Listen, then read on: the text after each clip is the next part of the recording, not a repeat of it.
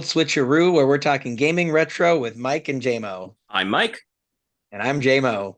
Next week, we start season 2 with the classic Sega Genesis game Sonic the Hedgehog 2.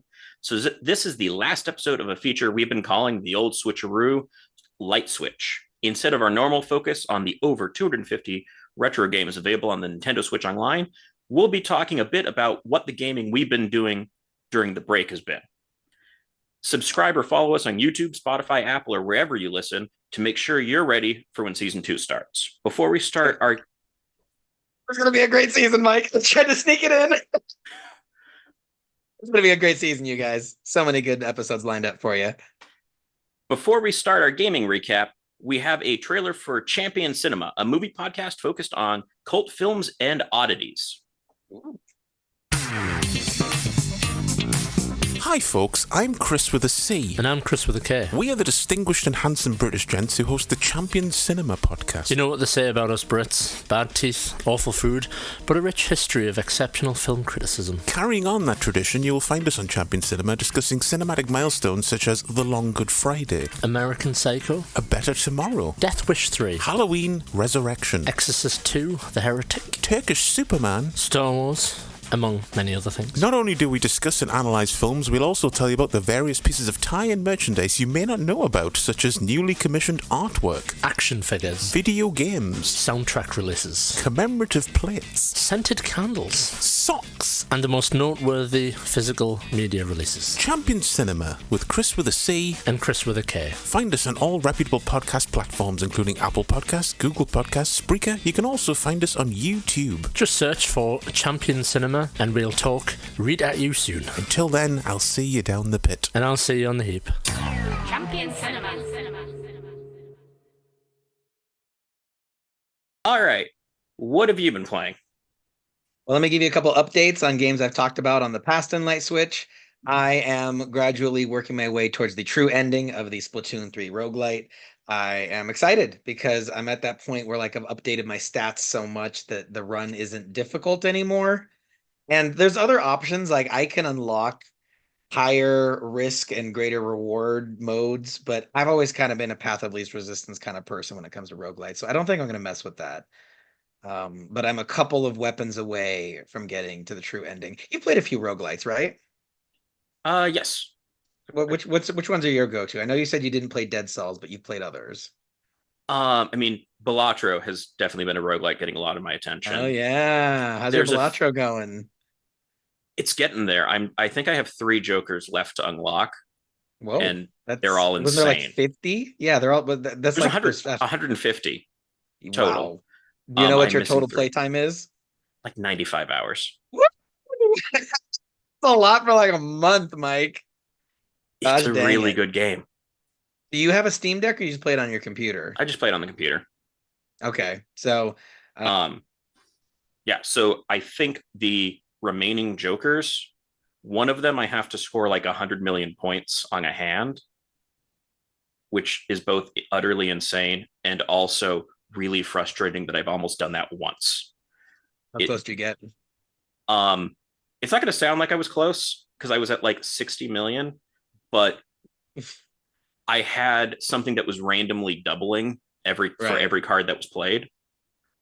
And so it was if it had triggered once more, I would have hit it. And then I also have to get exponentials, you have multipliers. Yeah, so it sounds far, but I only needed the double, one more doubling. And then I think the other one is $400 at once, and I have never gotten more than $120 at once because it's what you're using to buy new cards. Right. And I have no idea how that's possible to get up that high in that game. Just keep grinding at it. Yeah, but you kind of run out of game at a certain point. So I'm not sure how people are getting that much money in that time frame. Gotcha. So I'm nearly at the point that I will consider that game complete. Right. When you reached enough achievements that you're this is my personal journey with this game is done. When my collection is 100% complete, and then I'm not going to worry about the other weird, insane achievements. Yeah. Another game I've talked about before on Lite Switch is Marvel Snap. They just released one of the most powerful cards in the game because Marvel Snap, for those who aren't aware, it's a trading card game, and Mike and I played a lot of Magic the Gathering. Magic the Gathering, you use little energy cards as your resource to play more cards. And in that game, if you use too much energy than you can use, more than you can use, it's this thing called mana burn, and you take damage for basically over allotting on your resources. So they just basically released the first card in Marvel Snap that uses that mechanic. If your opponent has unspent energy at the end of a turn, Red Hulk gets bigger. And it's cool because like Red Hulk is sitting in your hand getting stronger and stronger and stronger. And the stroke of genius is that they added an animation so your opponent knows if your Red Hulk is getting bigger because they can see him like literally he's like and he like rises out of your hand and shows himself to your opponent.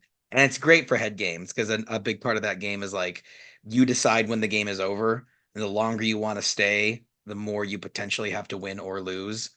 So it's this great moment of like, I know they have a Red Hulk in their hand getting stronger and stronger. Do I have enough to overcome it by the end, or do I run? Do I run screaming for safety? And so it's been a really cool mechanic added into the game is that level of like having to carefully allot your resources. On that one, is the energy like a you have this much on a turn? Yeah. Or okay, so it's not like Magic where you just don't tap land if you don't want to if you want to avoid the mana burn. Here it's like you have to figure out how to use that allowed energy or else it will hurt you. Yeah, it's turn one you have one energy, turn two you have two, so on and so forth. And so there's ways to like add extra energy. Like there's one card, Corvus Glaive. He's one of Thanos's minions, and he discards 2 cards from your hand, but gives you 1 energy more. So now you have less cards to play, but you have a greater opportunity to play more expensive cards earlier. Okay. And so it's a central mechanic of the game is a lot of, how are you going to use your energy to the most efficient way possible? And now there's a card that officially punishes players who aren't accomplishing that. Okay. Yeah, it's pretty rad. And then the last thing I want to talk about was just the gluttony of video game related viewing that we have lately. So you're still not into X-Men 97, right? You haven't started I it? have not gotten to that yet. No. Okay, but you're going to. It is going to happen. It just hasn't happened yet. Okay. So there's an episode. Do you mind if I say like the title and premise, or you want to be totally spoiler free? There's an episode called Motendo, which is a retro gaming themed episode. And so they do really cool stuff with the animation and the, whole, like you recently published a YouTube short for us about, what happens if kids get trapped in video games. Very timely. Like excellent. That dropped a couple of days after the X-Men episode about getting trapped in a video game. But it's great though, because you can tell the people who made the show, they're fans of retro gaming like you and I. And so it feels really authentically loving to old games and particularly old X-Men games. So I thought that was awesome. Did you hear the news about Comedy Central? It was in the news today, No. April 17th. So Comedy Central recently announced that they are doing an animated series about one of the games we've covered for this podcast. And it's a retro Sega game, and it's probably not the one you were gonna think.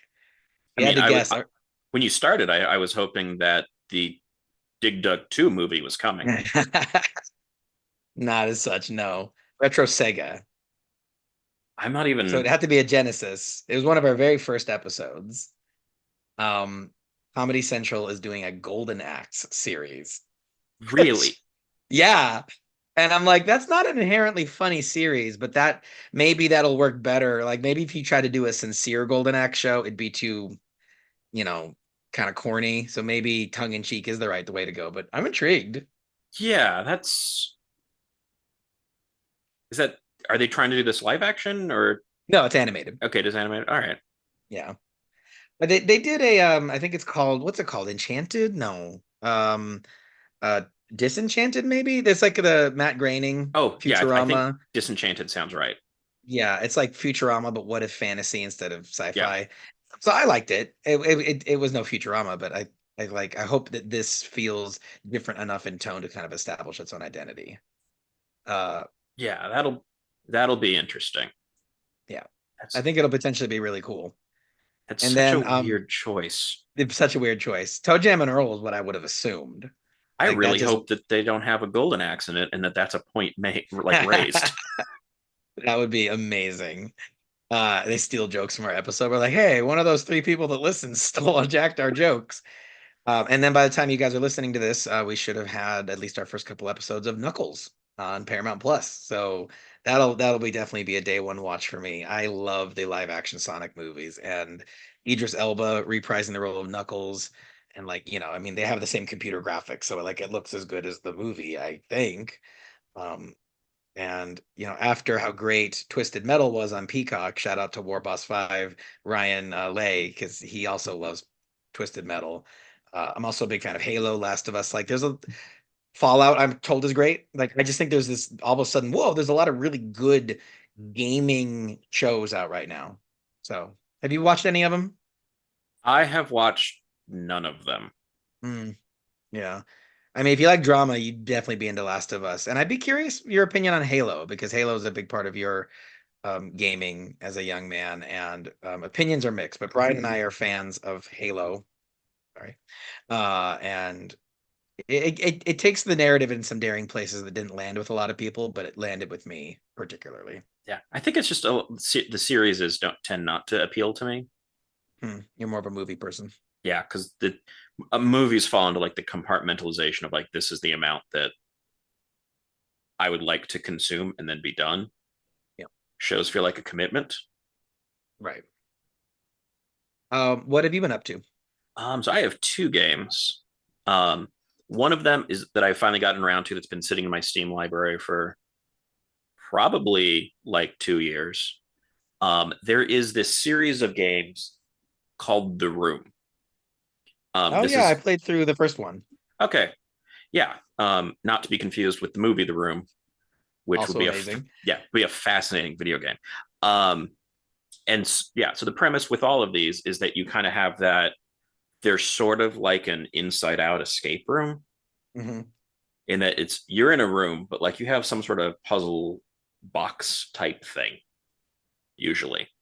And so the most recent one is The Room 4 Old Sins. Oh.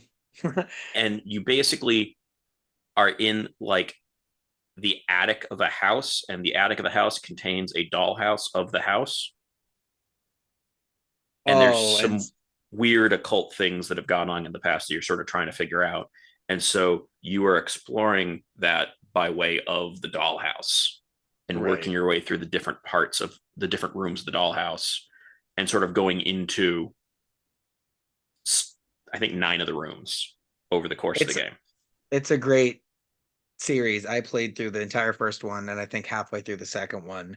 I played it on iPad, and they are on Switch as well, but all the puzzles are very like touch based and like rotating and sliding, and it's for such a simple premise, it is very satisfying to unlock more things. I feel like you make progress at just the perfect pace that you never feel hopelessly stuck, but it never feels easy. Yeah, I think it also does a pretty good job of sort of unlocking new things as you're completing things. So you don't quite there's not too many points where you're stuck and you're like, I have no idea what I'm supposed to be doing next or where I'm supposed to be next. Usually you're at least at like, that's a thing I have to solve that I should be able to solve, and I'm not sure how, or this piece is the next thing to use. Like it doesn't overwhelm you to the point where like, I don't know where I should be. Right. Yeah, that's a good one. What else have you been playing?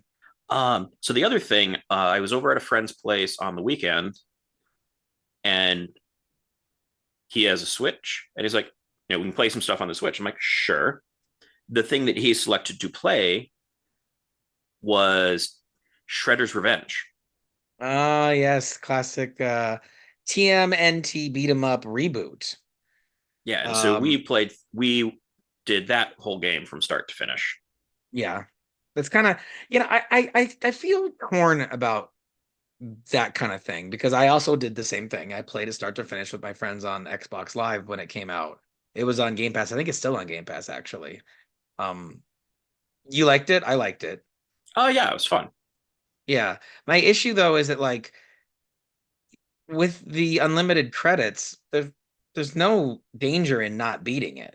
Like you just keep pressing start until you see the entire game in one sitting. And it's like sometimes I feel like I wish when they do these retro reboots, they would do something to like limit your number of tries so that you'd have to get gradually better to see the whole game. I don't know, there's something anticlimactic about just playing all the way through and having no real sense of challenge because you have unlimited quarters in your digital pocket. Do you follow what I'm saying at all? I do. I mean, I think the flip side to it, to some extent, would be like it does have. I don't know where it goes with it. It does have the challenges for each Yeah, level, where right. usually one of those is something like get through this. I think it's usually like without even taking damage or something close to that. Right. So it sort of feels like those provide that sense of challenge. I don't know if that's just a to say that you've beaten them or if it unlocks any additional content. Yeah, two games that did this really well was Streets of Rage 4. That was another beat 'em up throwback, and they added like a sort of endless gauntlet roguelite sort of mode where like has how far can you get? And I feel like that's sort of similar with the challenges, is that like you're not going to accomplish those unless you're actually good at the game. So you can work their way through that. But it's not new like story, right? It's just kind of little challenge rooms. Is that right? I'm not sure what they do with the challenge, Okay. how the challenges factor in. Yeah. It's funny enough, but one of the games that I thought did this perfectly was this real schlocky shooter game on the Wii called Target Terror. Do you remember Target Terror? We played it a little bit. It's like a light gun shooter. And I it's think so. ridiculous. Yeah, it's like you some full motion video enemies, and you can tell they're just interns in sweatpants. But what that game did was so genius is it was based on an arcade game, and so the first time you play it, you have 5 continues, and if you die and lose, the next time you play it, you have 10 continues, and then 15 and 20. So like you will gradually get farther, and in theory, if you're good enough, you could get to the end on the first try. But I found that that was a very natural way to kind of encourage you to keep revisiting the game and not giving up the ghost too quickly. So that was just kind of my take on Shredder's Revenge. It was like it was really cool, but over too soon, and I didn't see enough compelling reason, at least as of launch, to keep revisiting it. I know they've added more characters, and I think the challenge mode was also DLC. Okay, yeah, I can see that coming in making some amount of difference. I think from the flip side, like if it had been harder to that level of like we can't get through this, I think we just wouldn't have played it. Yeah, yeah. You were looking for a casual thing, and it was perfect. Yeah. Yeah. We're gonna have to do an episode eventually at some point of the Cowabunga collection because I don't know if you know what that is on the Switch. It's like 10 Turtles games, including the arcade original that Shredder's Revenge was based on. Oh, okay. Yeah. And it's also like the NES games, the Game Boy games. It's like every old Turtles game all in one. So I've been curious about that. I did Yeah, I'm not glad know you it like had Shredder's that. Revenge. Yeah, yeah. It's I mean it's on Steam. I know you like to buy things on Steam, but this is a Switch podcast and it is on Yeah. Switch. Yeah. No, I think Anything we were else? discussing whether or not the original was on anything, and it's like I have no idea. Yeah. But yeah, I think Um, that is all that I've got. Yeah, so let me just add that I've just been having the greatest time playing through preparing for our episodes of season two. I've been playing Flicky and Mappy and Spanky's Quest, getting ready for the mascot themed episode. We're recording that soon. Those are games. I'm also revisiting fighting game episodes for that one and the Breath of Fire game. I'm gonna try to beat this one, Mike, and we've recently I think secured a guest for our Breath of Fire episode, and it just occurs to me what makes Switch so great is that like with these retro games, they're great relax and sort of go off into the evening. They're not the most complex thing. I know like Steam Deck has modern games, but they have a million menus and battle passes and intense graphics. There's something just nice about old 2D graphics that only the old timers, only the real ones will appreciate. So just playing game, getting ready for season two. It's gonna be fun. Should be a solid season. Absolutely. So I think that wraps up what we've been playing lately. Join us next time for our season two premiere, which will be going live on Wednesday, April 24th. On that episode, we'll be joined by Jaymo's brothers to talk Sonic the Hedgehog 2. Until then, please remember to like, follow, or subscribe to the Old Switch-a-roo and rate or review the show wherever you get your podcasts. That always helps. You can also visit www.theoldswitch-a-roo.com to find all our social media links. And we'd love to hear what you thought of this episode, what you're looking forward to hearing about in season 2. Yes. And as always, thank you for listening to the Old Switch-a-roo, where we've been talking gaming retro with Mike and Jaymo. I've been Mike. And I've been Jaymo. Game on, everyone.